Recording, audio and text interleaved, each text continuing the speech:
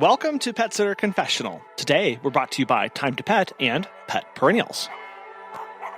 We are super excited to have Hannah Alsup with 3Dog Pet and Personal Assistant Company on the show to talk about what it means to give peace of mind to their clients and empower clients in their decision-making through the pet care that they provide, and how to incorporate things like training practices and the best things to do there in all that we do. Hannah was super excited to get connected with you at the Texas Pet Sitters Association conference recently down in Louisville, and so super happy to have you on. Could you please tell us a little bit more about who you are and all that you do? Yeah, absolutely. Hi, guys. So I went to school for animal behavior and kind of decided during that time that I wanted to do dog training. The business 3Dog Pet was already operational and I'd already kind of been working with it. And whenever I moved home, I started kind of working around the different facilities, gaining different certifications. So I am a professional dog trainer with my CCPDTKA. And so about a year or so ago, we decided to open up everything under 3Dog Pet. So now 3Dog Pet is not only pet sitting, personal assisting, but also dog training. There's a lot going on in that. Absolutely it is. We're kind of the all-encompassing.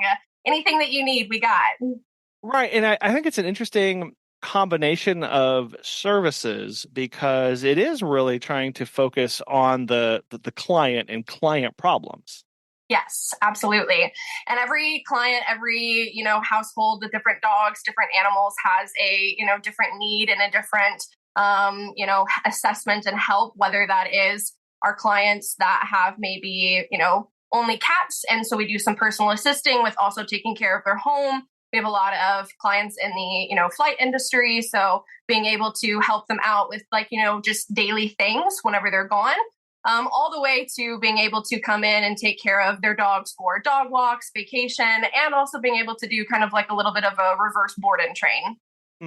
Now, the personal assistance, you touched on that. I know that is also kind of in the title of the company there. Yes. How did that start? Because, I've seen the pet sitting and the training and now this personal assistant side and kind of how does it start and where does that stop? Because I could see that kind of getting a little out of hand pretty easy. Absolutely. So actually, it kind of started at the beginning of 3Dog Pet. So Lois is the owner, and whenever she created the business, she wanted to be able to not only help clients with their animals, but just being able to help them in really any way that she could. So it quickly became, like I said, for our flight clients, being able to maybe have some things prepared in their fridge for whenever they come home, if they're on like a quick layover before having to go again, just taking care of just normal, trash services, maybe picking up dry cleaning, and it was a lot more at the beginning. And then it died down over the years as we just gained more pet sitting clients and just more, daily clients. I would say probably around the pandemic, it started up a little bit again where we were helping out, kind of filling in for certain things. But I wouldn't say it's actually a super big focus these days. It's still there in case anyone needs it. But I would say now that we've just expanded so much in the pet sitting and dog training, that more is the focus these days. Well, what I like about calling it out specifically is many of the things that you mentioned, we've been asked to do by a client at one point or another, right? Of like, oh, on your way over, can you stop by and grab this? Or, hey, I'm running low on this. And it's going, and then because we as a business owner then have to go, right, what is within my purview? Is this what I'm supposed to do? Should I do that? Should I? Well, I guess I could. And well, I don't want them to be mad. Right. And so by just calling it out and going, and personal assistance, it's like, and if you need these services, here's how you're going to pay for those. And I think that's what's really important about that. Absolutely. I would say now these days, just like you said, it kind of becomes something that just comes naturally with the world and the business that we're in. But I would say now it's more focused on kind of pick up and drop off of not only animals, but also human kids is kind of where it's turned to. So we don't necessarily do as much of the things we used to, but picking up dogs from doggy daycare, then taking them to their house and being able to do pet sitting, doing some of our other services for them is kind of what it's gradually turned into because it is so just right there. They meet in the middle a lot of the times.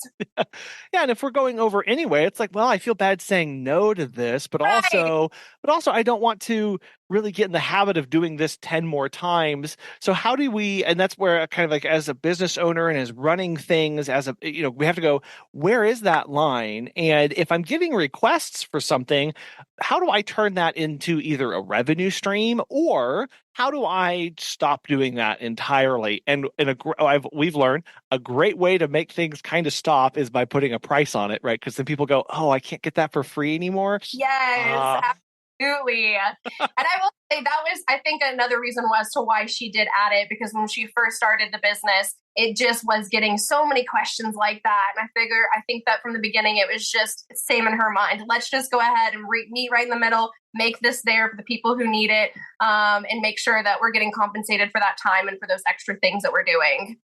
because again, it's so easy to start slipping into that, and then all of a sudden we see what we're actually spending our time doing and going, Yeah, oh wow, I'm spending all of my time bringing in their groceries or doing this stuff or taking care of these. That's not why I got into this. And so yeah. it is that balance again of going, okay, well, if my clients are asking for this, well, I need to decide if I'm the one to solve that problem or if I need to recommend somebody else to do it.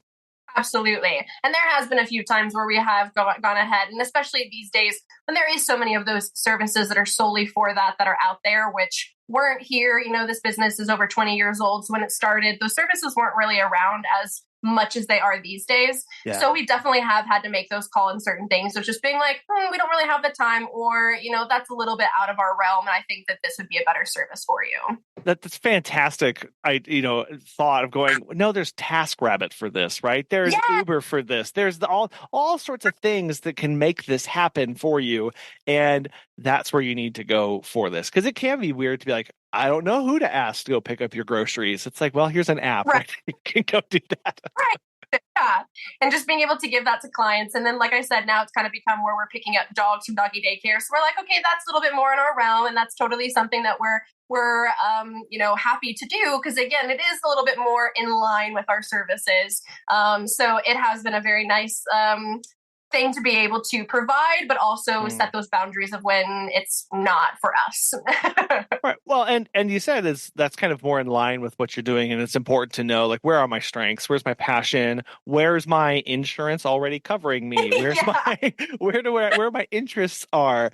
And picking and dropping off dogs from daycare, I know can be kind of a sore spot for some pet sitters and dog walkers because we can feel a little hurt that they're not using us for our middle of the day services or our care that we can provide. Was that ever a struggle or discussion that you all had in that service at all? It's one of those things that a lot of the clients that do use us for those services are still using us so much year round. So I don't think it's necessarily a sore spot specifically because the ones that we have, it's just kind of giving them a different in routine and not so just the same old thing. So like a few of our clients will allow their dogs to go a few days of the week, and then maybe we come in those other days, and just again to make it more enriching and a full life for the dogs. So I think that that's where we're kind of like, no, that's okay, that's good for them. And other dogs that aren't able to go to doggy daycares and that don't have that availability, then that is another area where we're able to service them and not have to kind of work out scheduling of the dogs who are able to go to those facilities, that are able to enjoy that activity, versus the dogs where it's too overwhelming, too much, or whatever the other reasons that are going on. So we haven't necessarily had that type of issue, but I can absolutely see where that might be a sore spot for, other people, and depending on the situation at hand. Yeah, it is thinking through like and kind of what I heard from you as well of going, yeah, this is a lot for like existing clients as an additional service we can provide to them. That's one thing versus a potential client, somebody going, hey, I just need you to do this taxi service. And it's like, Yeah. we don't want to run a bus. Like that's maybe not what we want to do. Yes. Yeah, absolutely. Absolutely. And it does start to become some of that sometimes where it's like, no, okay. And then that's also a great way to build relationships with those daycares, with those boarding facilities, to continue that, because then it is a partnership. Everybody's working together to make this care possible. As we think a lot about like, how do I reach out to a boarding facility without offending them? Or how do I reach out to a daycare facility without them viewing me as competition? And a great way to do that is, hey, I'm delivering a dog here for you. Let's talk about what other things that we offer so that you can have some back and forth with them.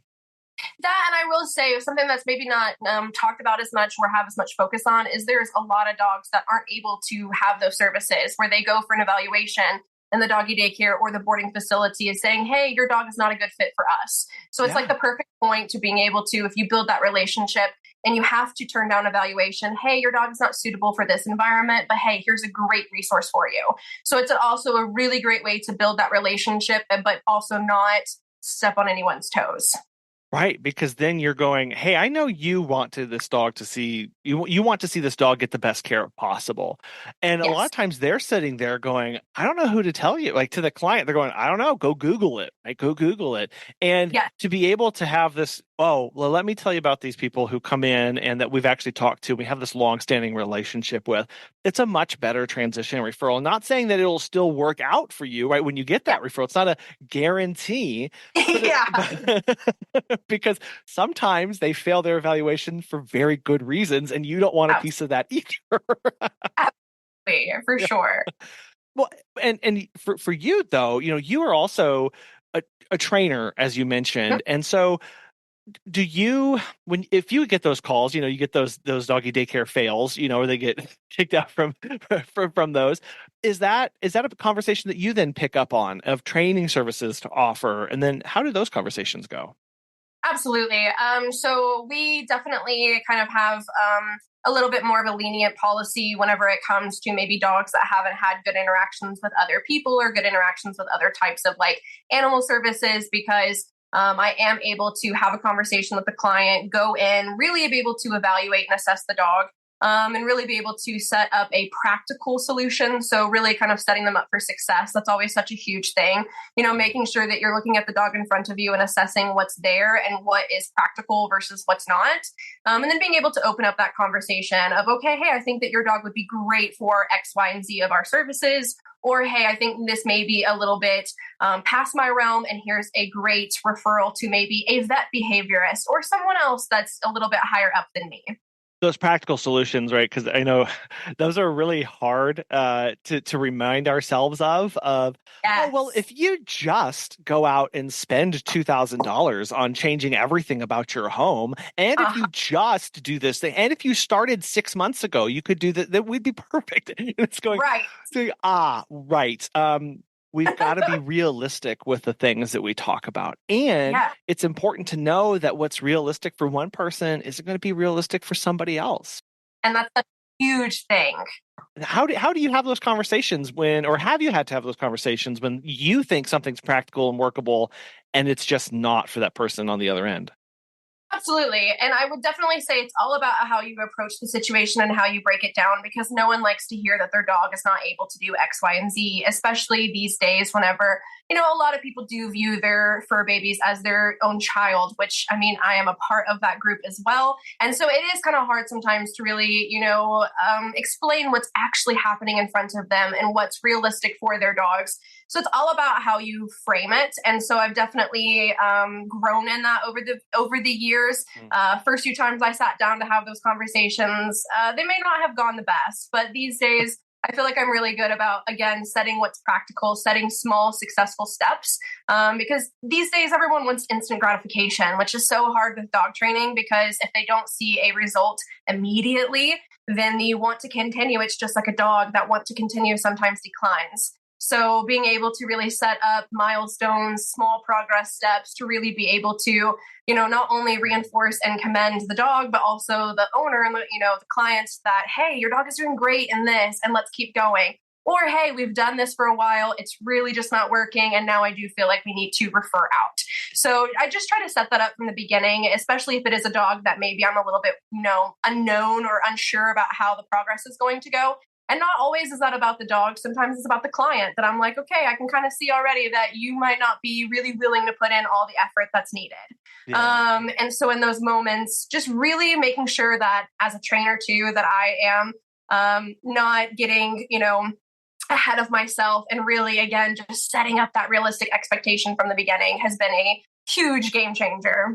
Oh, you said that phrase, nobody likes to hear what their dog can't do, right? And that is so true. People get people get pets for a myriad of reasons, and sometimes they're very selfish reasons. Sometimes Yeah, it's, and what's hard there is you start teasing out and having to work through, like, why does this person have this? Like, I don't know if you even encounter those people where you're like, you live in a one bedroom studio. Why do you have a Weimaraner?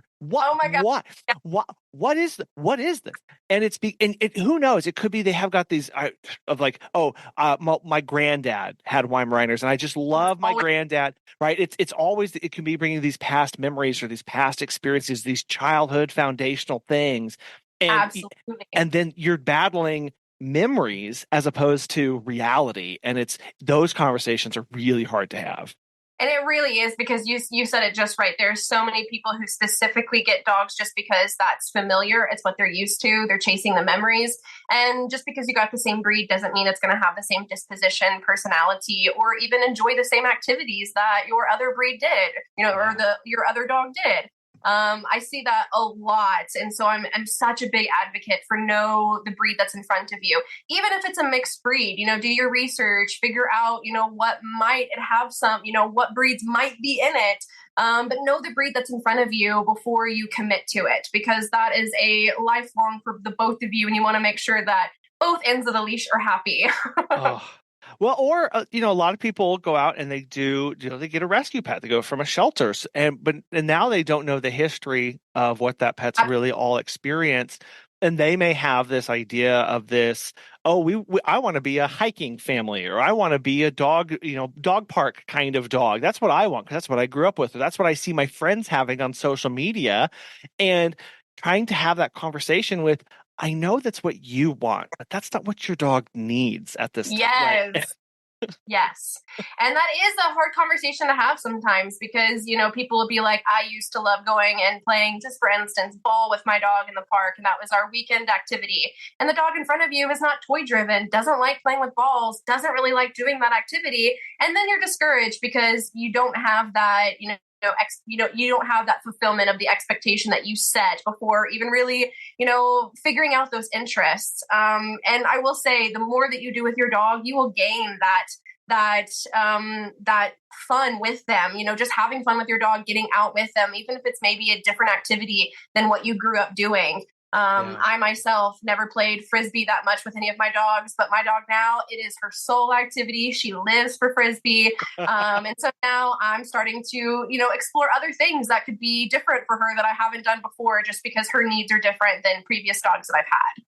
Yeah, and having those, as you mentioned, as well as you're doing that and understanding who this dog is, having those little small check-ins and those checkpoints if you're trying to progress towards something, not just for the pet to know kind of how you're doing, engaging that progress, but also, I love how you pointed out, really more importantly there for the client to make sure that they're not getting discouraged, and that Yes. we're pointing those out. I mean, we've got several dogs who we we come in, and man, the intensity is there in the bark, but they only bark for like 17 minutes. We're used to they used to bark for 29 minutes, and it's like, this is Absolutely. wow, we cut this almost by a third. And so Right. I need to tell the client that. I need to talk to them about that and tell them the progress of, this may seem like it's just a little bit thing, but this is huge for your dog. Absolutely. And being able to celebrate those small victories, sometimes people will overlook them, but the more that we point them out and we celebrate with them, the more then they start to be excited and they want to reach out and let you know when they have a milestone whenever you're not present. So really being able to take those moments to celebrate with your clients whenever that's available is such a huge thing. Right.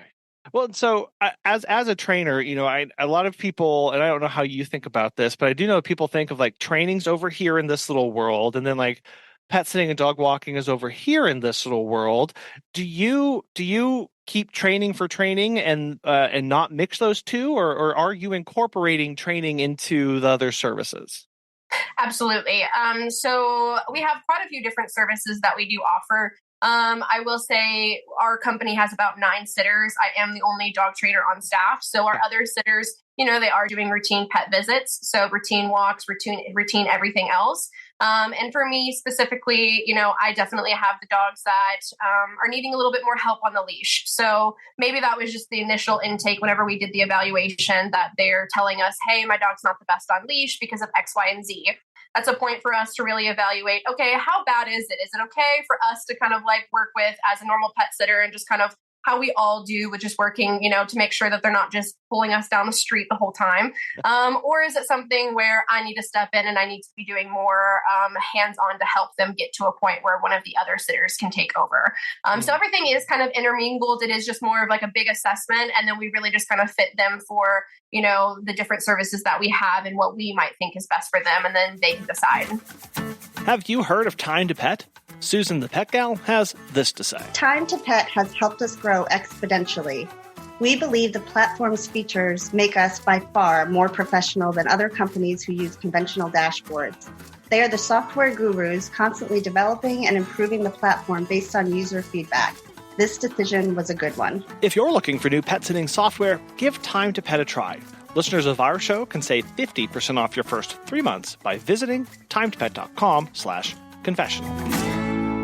Well, and it sounds like, that initial assessment is so crucial. And even if we're, a solar sitter listening to this going, you have to know the dog that you're working with. You have to know, because you won't know what skill set to pull from or to think about a plan or to even recognize those small advances unless you know what you're starting with, because that's your baseline. That's going to give you a way of going, is this in my wheelhouse, right? That's a really important assessment of going, anytime you walk in going, do I want to take this on? And then if I do, what's going to be required of me to set us both up for success? And then that's where we start the planning. But if we don't actually take that initial assessment seriously, and it's just kind of a breeze, and we walk through and blah, blah, blah. Yeah, okay, we're good. Thank you. We're going to miss out on a whole lot. For sure. So much information can be missed out on. And that is where a lot of the times, if that is something that the client, and I will say some clients are not forthcoming of the issues that their dog has, even after asking and prompting. What? That's crazy, I know, Hannah. it's so crazy. But some people are not, even after the questions. So that is something where, we have feedback from our sitters, or I can go over and do an evaluation and just kind of see if this is really something that I need to have a conversation with the client about, and really just kind of see where their mind is at, if they're noticing the issue, or if it's just something that they're not really worried about. And if that's the case, then really kind of what do we do? Is it something that we continue with, or is it something that we say, okay, well, here's something else that can be better for you? But yeah, sometimes clients are not forthcoming, and even the ones that are, just again, being able to really figure out the dog, like you said, that's in front of you, and figuring out what could be best. So like, for instance, we have multiple different types of training services. One is what we call like a dog about town. So it's where I go over, I do collect the dog, and then we go on outings together. So whether that is to pet stores, home improvement stores, the different parks, sometimes like a dog-friendly restaurant, etc. But we just want to make sure that our dogs or their dogs can be able to, coexist in that environment. And sometimes it's a barrier. The owners don't want to take them out because they know of the problems that might happen when they take them out. So being able to have us come in, do that kind of practice for them, and then having them feel more confident to take over can be a big help. As well as, like, we kind of have like a reverse board and train. So it's where people will go out of town for pet sitting, and then I come in and do training throughout. So it's kind of like the reverse, where instead of you're dropping your dog off, we just come in. So there is just a lot of different services that we have that we can kind of fit to each and every client that comes in the door. Well, and that about town service, that's where a lot of people they have that idea of, well, I want my dog to go on with me to errands, or I want to do this stuff, and going, is that realistic for you? Is your dog able to do that right now where we are? And, it's also a great question that we ask, even just dog walking, where people go, I need you to walk my dog. Invariably, one of the first questions I'm going to ask is, do you walk your dog? Yes. Right? And when they go, oh, no, I could never. Oh, no, that's terrible. It's like, okay, well, there's a reason here that we've got to figure out what's going on and see, because then okay, if this person are they scared? Did they have a bad experience? Are they, are they worried about the leash reactivity, or is it the pulling, or is it just they don't have time? People contact us for so many reasons. And sometimes, so often, it's just expressed as, I need this service. If we don't Yeah. understand the why behind that, it's really hard to know how to progress appropriately. The whole process, it sounds like, is really a part of how you are empowering your clients. Because I saw that a few times on your website, wanting to empower people, want to empower pet owners. How do you go about doing that? Yeah, so it kind of is a combination of a few of the things that we've kind of already talked about, but I'll speak about it more for pet sitting and then kind of recircle back for the training. So for pet sitting, we want to make sure that our clients feel comfortable. The whole reason that Lois opened up this business is because she went out of town and she felt the discomfort of, oh, I'm gonna have to leave my dog at this place and not knowing it. So really making sure that we are in communication with our clients. We're heavy on the communication. We see any type of notice or anything different. Hey, maybe we need to do this, maybe we need to change this. And then of course we recently, within like the last year or so, started doing precise pet care. So for those of you that don't know, it's just kind of like an online service for us pet sitters that are able to document our time with your pets and just kind of go over the normal things, like they've been walked, they've been fed, they did their business, and just, more information along those lines. But that has been a really good way to kind of help our clients. A lot of them have had, past experiences with pet sitters that haven't been very good. So they're very nervous about leaving their dog with another pet sitter. So really being able to provide that communication, provide that constant, hey, you can check in, see that we were here, see where we went, do all of those things. And then again, if we need to, reach out and text them, talk to them outside of that. We're just really big on that communications. That has been super helpful for our clients, and all of our clients, especially our new ones that might be a little bit nervous when they come back. The reviews are always so happy, and my dog looks so happy. They didn't even look like they missed me, and that's been so rewarding to the clients. And then with dog training, it's kind of the same thing that I was talking about earlier. Really, just taking those moments to celebrate the small victories. So maybe it's like, for instance, I had a client yesterday. We've been working for a really long time on this dog's reactivity, and I took him for a walk. He passed 2 dogs. He had no issues. He was smiling, or the happy smile from our dogs. And so being able to capture that, send it to my client, celebrate that victory was really, really huge. And then just being able to again have that communication. So with my clients, I'm really big on sending them the information that we've worked on. I also have another service that's kind of like a homeschooling. So when clients are at work, I can come in and work with their dog on just daily activities. So maybe they're a counter surfer, maybe they're not great in the crate, maybe, whatever the needs are, but I can go in during the day when they're at work to do that training. I don't have to leave the house if needed. But obviously if there are issues or, walking around the neighborhood, we will. But being able to communicate, go over the information that was learned. And then I do use kind of like an online service called Trello that I'm able to kind of create boards where my clients can check in and we can communicate. There's a lot there. Sorry, you ended on Trello. I mean, how can we not spend some time talking about that? So I did. Yeah. So Trello, that's a way to organize, right, information that's accessible from other people, to kind of see the status of how things are going along, a kind of a projection, right? And it's really great just because I'm able to communicate, and I don't have to have my clients kind of going over that boundary of texting me at 10 p.m. if like their dog is having an issue or something came up that they want me to be aware of. Then I can just have a one point, kind of stop and shop where I'm able to go over all of that, respond to people, and then, still put milestones, progress updates, everything on there. Because Trello is a project management tool, and so what you're doing basically is like the training process is my project.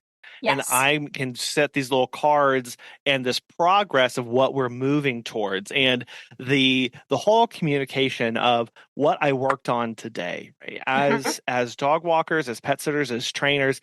That is so important to know, not just like, here's how I found the dog and here's what we did, but here's what we worked on. Here was an intentional thing that we focused on for at least a portion of our time together.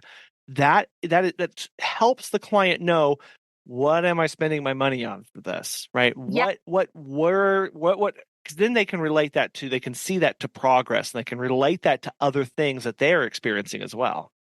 That, and also I will say, just because a dog is able to do something for you doesn't necessarily mean that the dog will do something for the owner for multiple reasons. Either that reinforcement history is different, the client does it differently than we do, they don't do things just the same way. So that experience can be different. So being able to have not only the, progress updates, but that sense of security of like, here, this is what we did, this is how they're doing, I'm able to show that to you, I'm able to show you that they can do X, Y, and Z behaviors, and then now we just need to work on making sure that they can do them for you and not just for me. Right.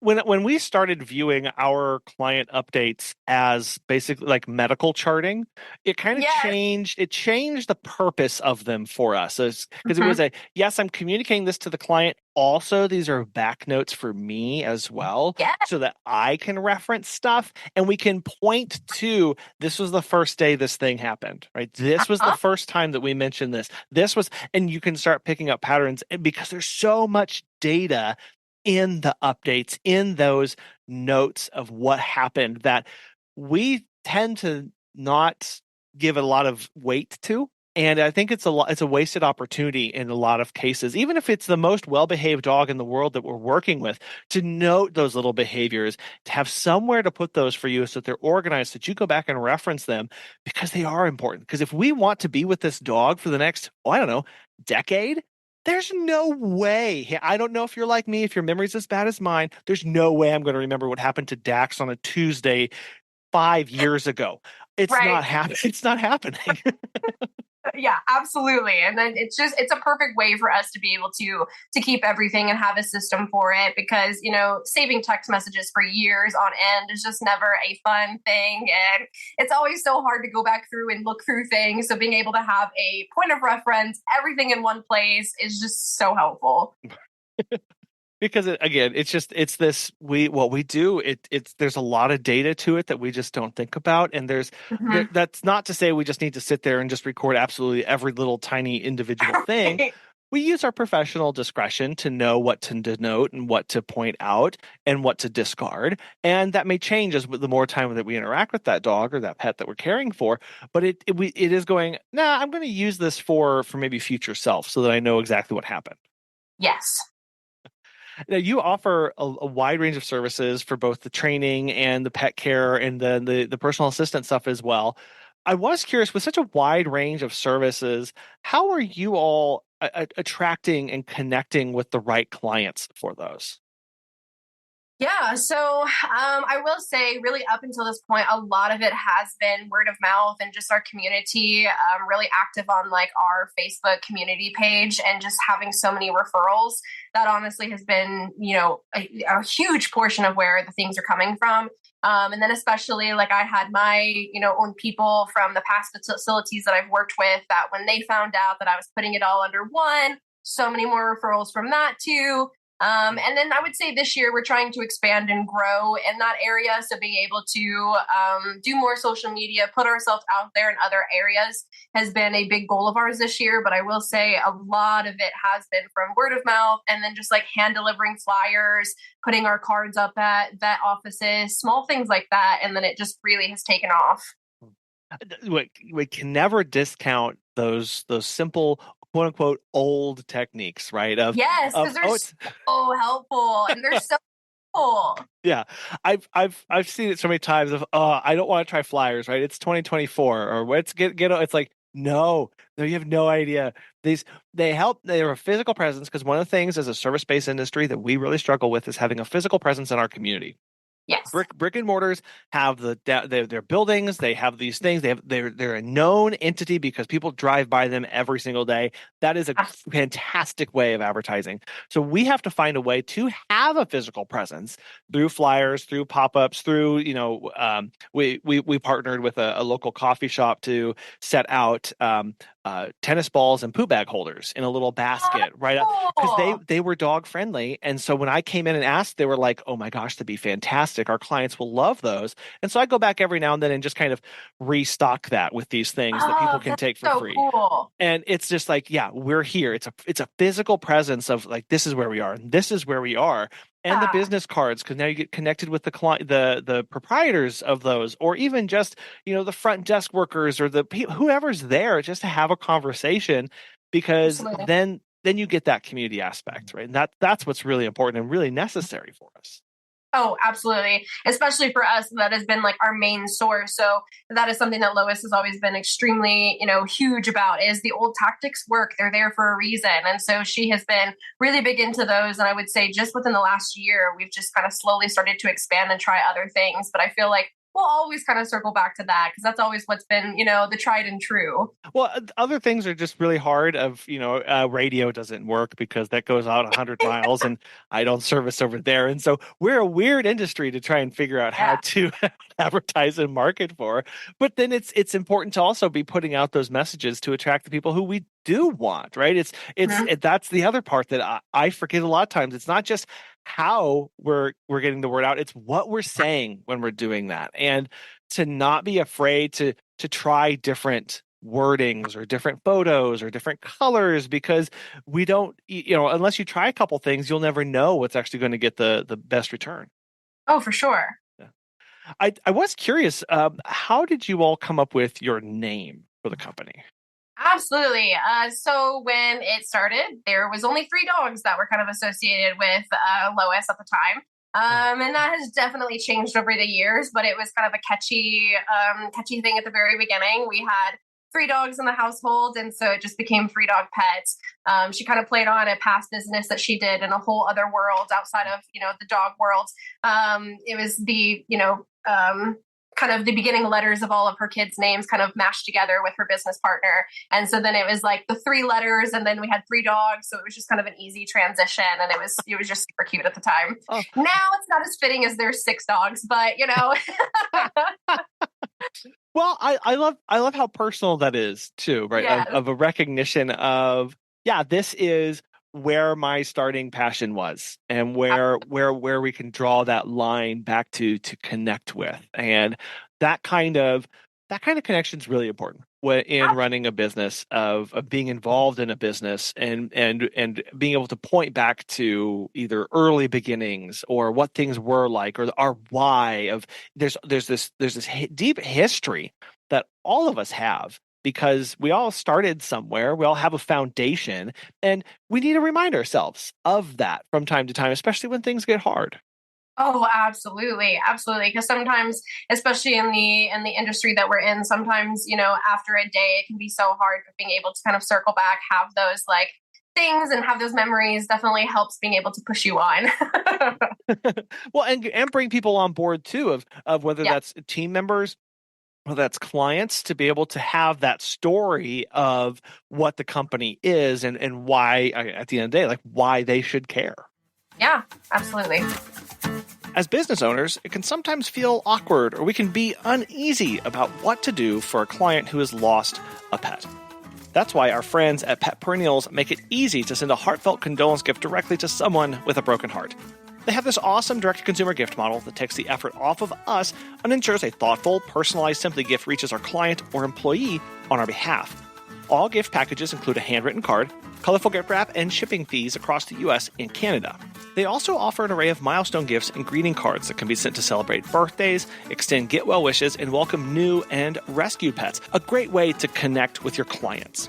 Additionally, there are gift choices in case you need to send a sympathy gift in memory of a special human client, or celebrate a pregnancy, engagement, or wedding of a pet lover. If you're interested, register for a free Business Gift Perks account to unlock the all-inclusive discounted package prices.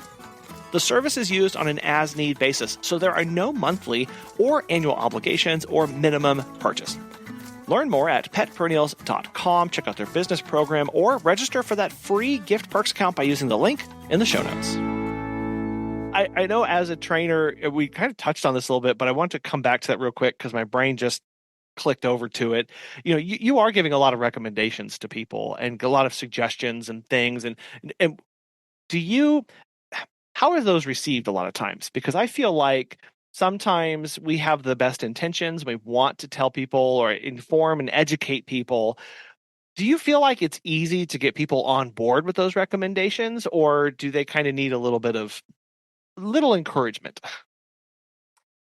I would definitely say it kind of depends on the situation. I would say for pet sitting, we don't really ever typically have pushback on recommendations just because we've been in business for so long. We've had so much positive reviews, and most of our clients have already kind of read through the reviews before they've even like done the point of contact with us.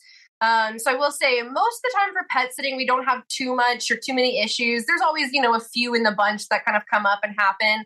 For pet or for training, it's a little bit different, especially because we're kind of going off a little bit of what we talked about earlier with memory. So, when people use certain types of equipment or certain types of things with their dog, and then that's what they've grown up learning how to use. That's what they've been used to. And then now we're changing a little bit because that's what your dog in front of you needs. So sometimes having to really explain the benefit of switching, from what's comfort to something a little bit different might be a little bit of a conversation, might take a little bit longer than I would like, but it's just kind of part of the game. So I don't really feel like I have too much, but sometimes there is a little bit where it takes some coaxing. Yeah. Well, that's just at some point they have to connect with how much of a problem is that in their personal life, right? How big of a pain is this for me to buy into the solution that's being offered, or not, not solution is in that, but like into what the help that's being extended to me. Is it a big enough pain point for me to bite into this? And that's a personal assessment that everybody has to make. And then again, we have to be okay if they deem it not that big of a deal to themselves at the end of the day. We get these calls, people go, my Pookie Snookums is my entire world. I would give anything for them. I haven't traveled in 10 years because, blah, blah. But now my grandson is graduating. I've got to go, but they're my world. And we say, oh, absolutely. We got this. We'll tell you. We get to it. And they hear the price and they go, nope. And it's like, it wasn't that big of a deal. It wasn't that big of a problem for them, obviously, right? They've got other priorities that were not expressed in that conversation. And I understand. Absolutely. Best of luck in your search. And I'm just having to be okay with that. Absolutely. And I will say, I feel like maybe at the very beginning, it's always a little bit different when you're starting a business versus when you have a, long standing. So I feel like at the beginning, there was definitely some of those moments of like, I am a little bit upset that you didn't choose to go with us for whatever reason. And these days, it's exactly like you said. Okay, that's not a problem. Here's some other people. Hopefully they can help you, have the best of luck in your search and move on. Yeah. And I'm not saying it still doesn't hurt because boy, if there's somebody who holds a grudge, it's me. I'm really good at this. And so it's like an active process of while I'm on the phone with somebody, just going like doing my breathing techniques to go, okay, no, it's fine. It's fine. Yeah. Because not right now is it. And just that's part of the process of when we are serving and helping people, we have to remember that they want to be served and helped in a way that they want, it's not always how we want to offer that service. And I will say, something that's kind of helped me, not just even with like pet sitting, but even in like the dog training aspect of things, just really kind of having that conversation with myself of, it's okay, these are probably not the type of clients that I would have wanted to have long term either. Whatever, we don't align for whatever reason. If my price point is too high for you, then price points moving forward are going to be too high. So you're not the type of client that I am going to continue to try to have. So that's totally fine if there is someone else that can better suit you. So being able to have those conversations can be very helpful for me too. Yeah. We've got to kind of sit down and just assess with ourselves of like, man, that really stung. Why did that sting? Oh, because I'm worried about this, or I'm not really confident right now. Well, how do I get it? Like really taking the time to process instead of just rushing off to the next thing, because then we don't build up a little bit of that resiliency that we'll need for the next time somebody turns us down. Absolutely.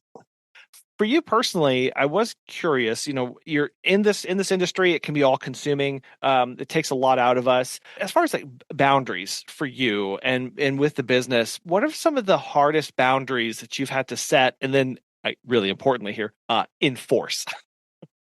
Oh, that is such a hard one. I will say I'm still ever learning. I mean, setting those boundaries, especially when you are not only taking care of your, clients' pets and taking care of their home, but then you go even further and you're doing training and you're helping them grow. It can be very hard to set that balance and that boundary of when it's okay to reach out and talk to me about those milestones and when isn't okay. Because like you said, it's kind of a never ending thing. So, I mean, from sun up till sundown, I'm generally working with clients, talking with people. And so trying to set with myself that after a certain time of day and a certain, point of the morning, I'm not going to be responding, and just really making sure that my clients are aware of that. And just kind of reiterating, I absolutely am going to be responding to you. I'm not leaving you out or anything like that, but just really trying to make sure that I'm consistent with those things, because it can just be so all consuming. And then I would say probably for pet sitting, it's more so just been, we've kind of tried to take a step back from doing overnights. And that has been such a huge thing for our clients. So trying to set that boundary, and then same for PPC, since we really just kind of rolled that out this last year. It's been a long-standing company, so our long-term clients have had a really hard adjustment with like not getting the daily text messages and getting that type of conversation and communication from us. So really kind of having to show them like, here's everything for you, and just kind of retraining them a little bit. Yeah, when you hit on three really big things, because the client communication, that's incredibly hard. I know for me, we'll get messages through our software and I'm just staring at it, right? It's 10, I'm awake, it's 10:30 and I'm just staring at it on my phone going, well, I could respond. It's right here. That would get me ahead for tomorrow so I don't have to respond, because I don't know what's going to happen tomorrow. But at the end of the day going, nope, if I respond to this, I've trained my client that it's okay, right? Yes. That is And such a thing. and then what I have to do is go, do I want 100 more clients texting me at 10:30 at night? Would that be Oh my, would yes. that be enjoyable? No, that's not what I want. So sticking to those to go, I may want to, but and obviously doing the assessment of, is something on fire or is somebody bleeding? Okay, if Right. no, let's move past this. Absolutely. And I still struggle with that myself, but it is just so important to continuously remind myself of, because it can just be so easy to have those slips. And then just like, with training, we're training the people to continue to respond that way. And it's like, okay, no, can't do it. Yeah. Well, and then even with the transition to a new software or different software, it's now I'm not training you just on when to contact me, but also how to contact me, right? Yes. And that is hard, because people, they want those text messages, because that's what I've always gotten. And so, can't you just text me back this one time? And we've struggled with that so much, because through various reasons, like our personal numbers kind of slipped out to put some particular clients, right? And then they call you and you're just staring at it, and you're like, what? But okay, so I've got to wait for it to go through, and then I've got to text them through our business line and say, hey, if you need anything, call this number. To just like, no, my personal number is not real. Like it's, because otherwise it won't ever change. And then we end up frustrated a year into it, going, why aren't people? It's like, well, because you're kind of allowing it, and from a good spot, but it's not what you need. And that has been a huge thing. I would say for some other people in the business, it's been harder than others. Like for me, that was something that I learned early on in training. It was just all consuming. Like from the moment that I got into the dog training world, where people are constantly hitting you up, finding you on Facebook, finding you just to get information, to talk to you. And so really taking that and then applying it more to the pet sitting world, because I've been a part of 3Dog Pet for a good 10, 12 years, but just kind of off and on. So really coming back to it with dog training and having that be my primary focus, really trying to instill that and teach some of the other sitters and even our owner that, hey, it's okay. Like we have to change. We have to be, adaptable. I know it's so easy, like you said, to respond when it comes right there, but just being like, okay, nope, we can respond on the work line at business hours. We have those business hours stated everywhere for people to know. And our business hours are really long. So it's not like we're cutting it down and like making it a small window to talk to people. So just kind of having to have those conversations with not only ourselves, but our whole staff of just, it's okay. And they will get used to it. We just can't, have those moments of accidentally or texting them one or two times because they quickly grasp onto that. It is amazing. And I know, speaking of changing behavior here, you as a trainer know this. It's amazing how quickly it reverts back to the bad behavior, right? It takes nothing to backslide while making in the other direction. It's like this is a month-long process. It's so easy to backslide. It really, really is. When you also mentioned your transition kind of away from overnights as well. And so is that the development of your bed and biscuits service? Yeah, so she probably opened that to, I would say, about 2, maybe 3 years or coming up on 3 years ago. And we were still doing a lot of overnights, but honestly, just the growth that the business has had the last few years, just not being able to really service. I mean, we're booking out I think she has stuff on the books for 2025 right now. So, I mean, it's one of those things that we trying to schedule that time and scheduling it to make sure that people aren't working from, sun up to sundown and overnights going into the next day, really trying to be able to limit the availability of those. There's still a service, but really just trying to take a little step away from them and then offering that.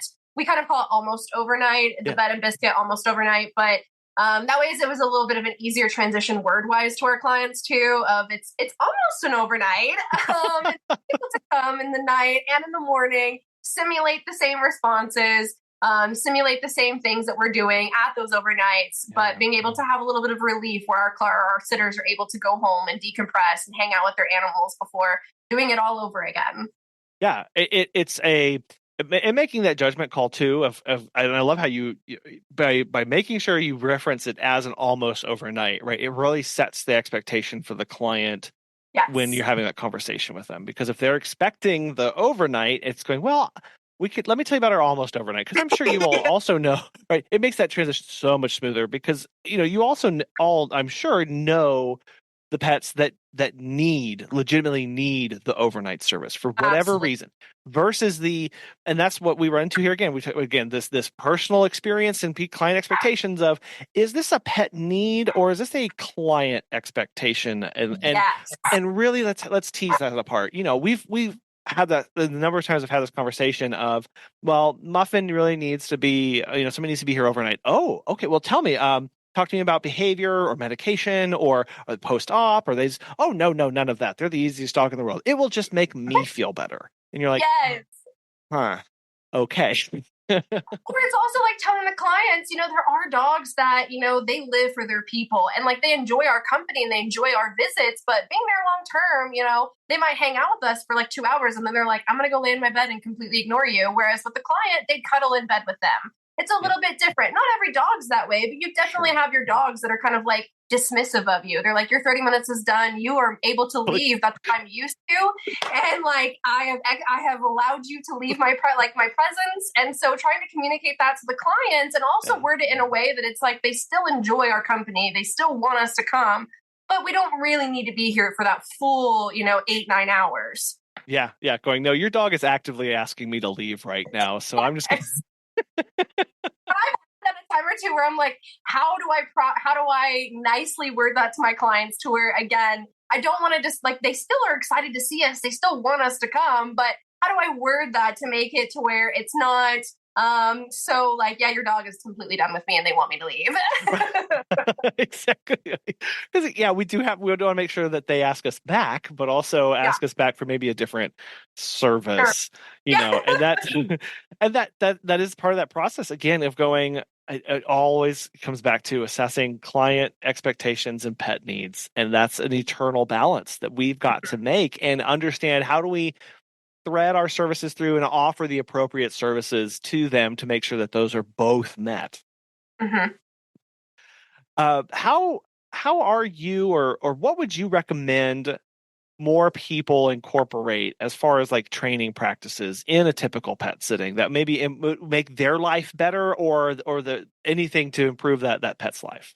A lot of people will focus on physical activity of dogs, and that absolutely is great and needed. But so many times the mental stimulation just goes to the wayside. So making sure that, depending on the dog and depending on what's available, but could we, give them a Kong that's prepared so they can lick at it and work at it and get that mental stimulation. Because what people don't realize is if our dog spends 15 minutes working at something like that, using their brain in that capacity, it's equivalent to them spending 45 minutes of time outside. And so a lot of times our dogs that are having some annoyance behaviors, excessive barking, digging, chewing, which can all be amplified when their owner is not present, then those toys or those outlets can be a fantastic tool to be able to help while the owner is gone.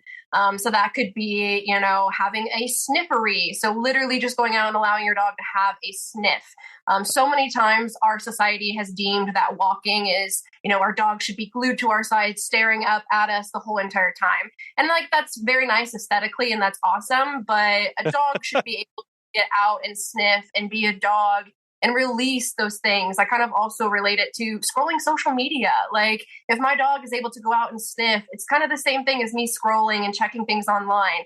And how maybe a day of not being able to do that, I might also be like, what's going on there? What did someone post today? And so I want to be able to make sure that our dogs have that time, have that ability. And that also could be using a snuffle mat. So maybe I'm having my dog forage for food using their nose and a little mat that's available, using the Kongs, the licky mat, using like a tail teaser. So it's another just form of enrichment for our dogs. But being able to provide those is another huge thing when our clients aren't present, because some of those behaviors might be amplified with them being gone. Well, and you mentioned the benefit it brings the dog in a shorter time frame, because many times we may feel like, oh gosh, if I had an extra time, I don't have the time to do this big thing. So it's asking, what can I do instead of that? And you're right, that mental enrichment is a huge part of it. And when we focus too much on the physical aspect, we do deprive that pet from a lot of a holistic approach to their care. Absolutely. And so that was probably one of the few biggest things that I would say to clients, and the clients that do provide that to their dogs and have that set out for us to be able to give to them. I can't tell you how much it makes a difference in that dog when the owners return, and how happy that dog is and just how content that dog is versus a dog that we're only able to go over for 3 or 4 visits a day. And we're only able to spend that time hanging out, maybe going for a walk.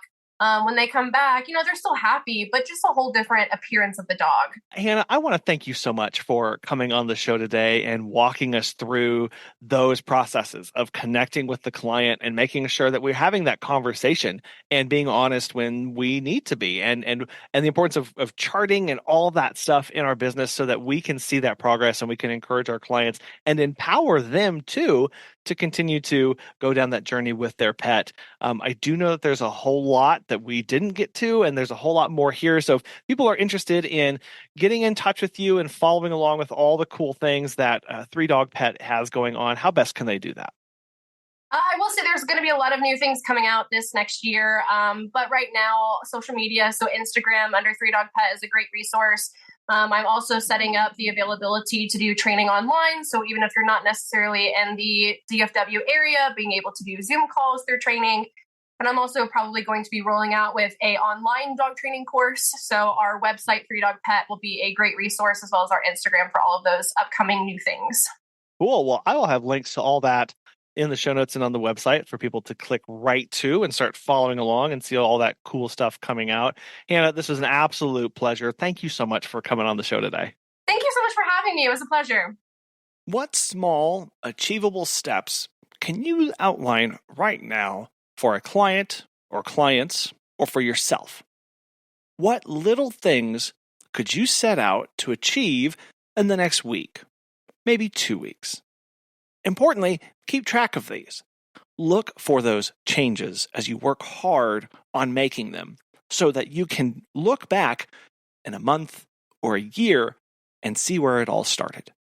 Whether for our clients or their pets, or importantly, for us and our business, Small steps allow you to see frequent wins and allow you to see the impact that your effort is making, which motivates you to keep it up.